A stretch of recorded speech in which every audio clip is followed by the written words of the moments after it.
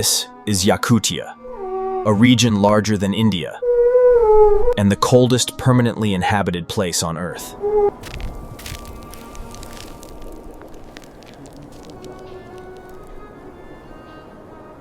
Exposed skin freezes within seconds. Metal is deadly. Every movement is calculated. Yakutia sits far from any ocean. Cold air sinks into its valleys, and in winter, it has nowhere to escape. Homes here never touch the ground. Permafrost would melt and collapse them. Every building is designed for permanent cold. In winter, daylight lasts only a few hours. Without sunlight, the cold tightens. Yet people have lived here for centuries. Not by fighting the cold, but by respecting it. Clothing here is not fashion. It is insulation, breathability, and balance. Sweat can be as dangerous as the cold. At these temperatures, nothing spoils. Food stays frozen year-round. Fire is saved. Calories are not wasted. At -40, skin freezes in minutes. Vehicles are always running. If engines stop, fuel freezes. Isolation becomes immediate. Children still go to school here. Classes close only below -52. Above that, life continues. In the early 20th century, gold was discovered here. Industry followed the cold, and the cold did not change. During the Soviet era, labor camps spread across the region. Prisoners worked in extreme cold. Winter became the deadliest enemy.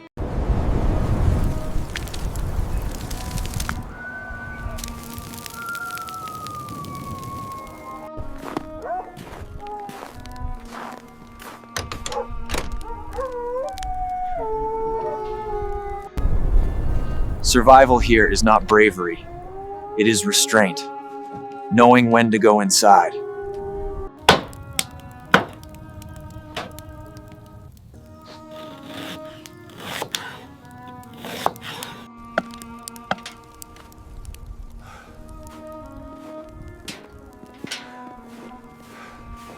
In wind, humidity, and how long you're exposed, the perceived temperature can plummet into the -70s.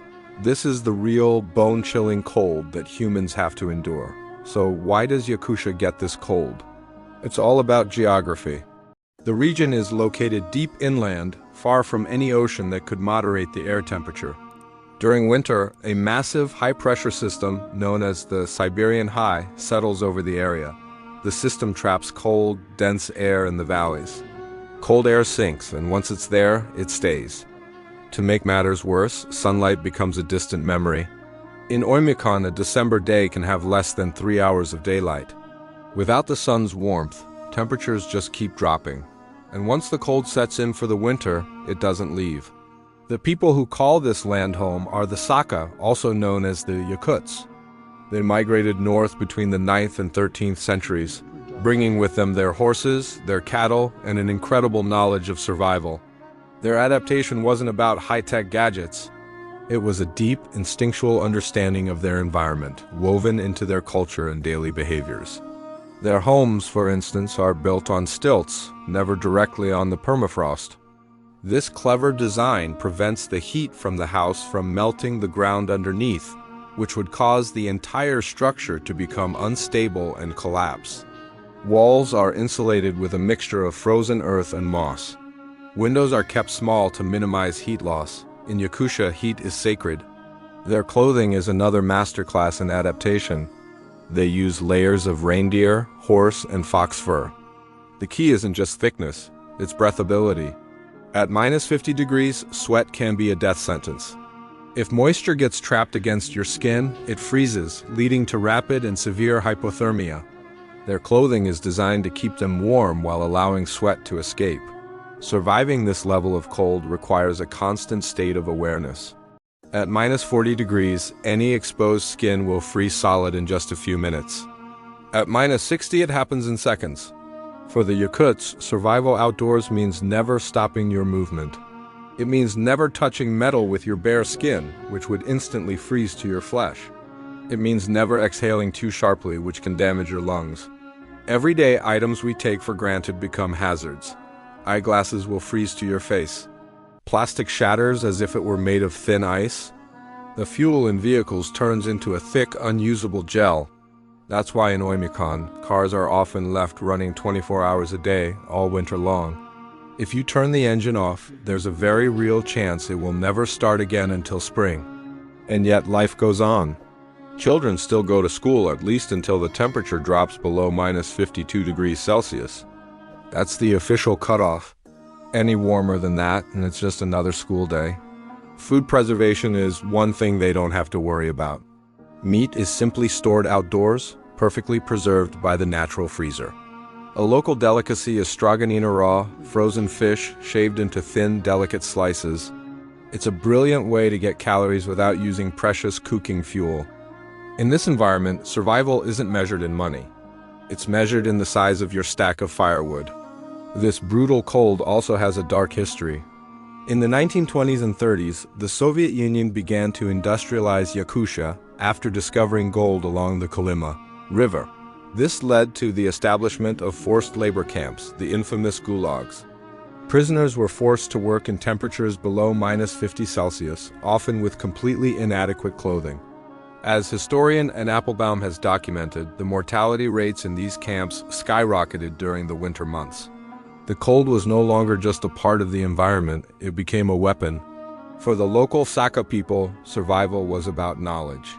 For the prisoners, it was about endurance or death. So, where do those chilling stories of minus 73 degrees come from? They don't come from the official weather stations. They come from the combined effect of cold and wind.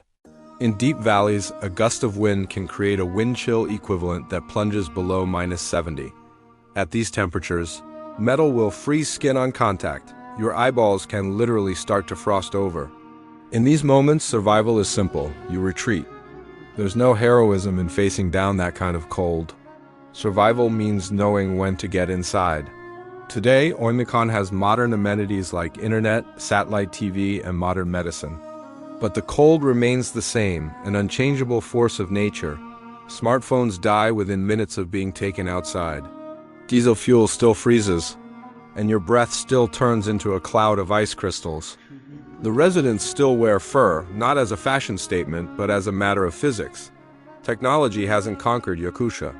It has had to adapt to it. The story of Yakutia teaches us something simple and profoundly humbling. Humans haven't conquered the cold. They've simply learned to live within its unforgiving limits. At minus 70 degrees, nature doesn't negotiate. It only allows those who respect its power to survive. Thanks for watching. If you found this story of survival fascinating, don't forget to like this video and subscribe for more journeys to the world's most extreme places.